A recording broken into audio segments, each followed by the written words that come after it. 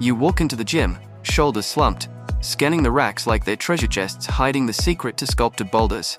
Every influencer claims to have the move, the superset, the hack. But today, you're not chasing the noise, you're hunting clarity. You're about to learn why the most effective shoulder building protocol isn't buried in an algorithm or locked in a paid ebook. It's sitting right there in plain sight, and most lifters walk right past it. Reverse pyramid training, RPT, isn't sexy, but neither is gravity, and yet both make the world go round.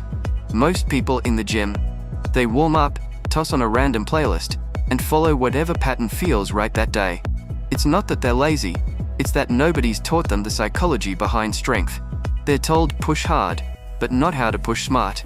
And that's where RPT flipped the entire game board. See, typical pyramid training has you start light and build up, representatives drop, weight climbs, fatigue builds, and by the time you reach your heaviest set, your muscle's battery is already at 70%.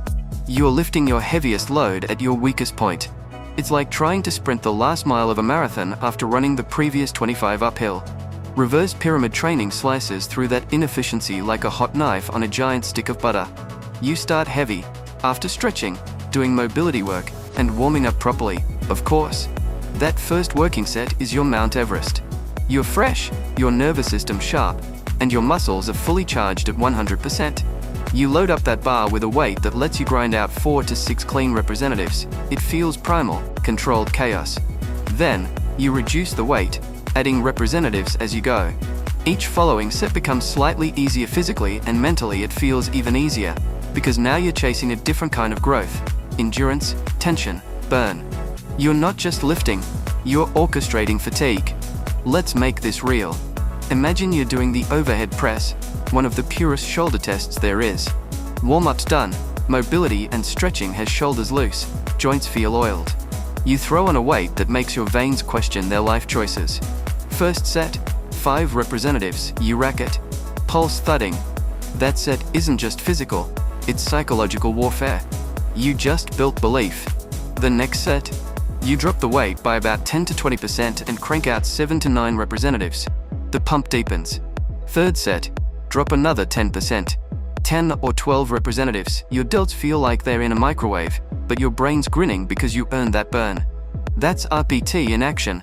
Raw intensity followed by strategic volume. And here's where the mental strategy sneaks in.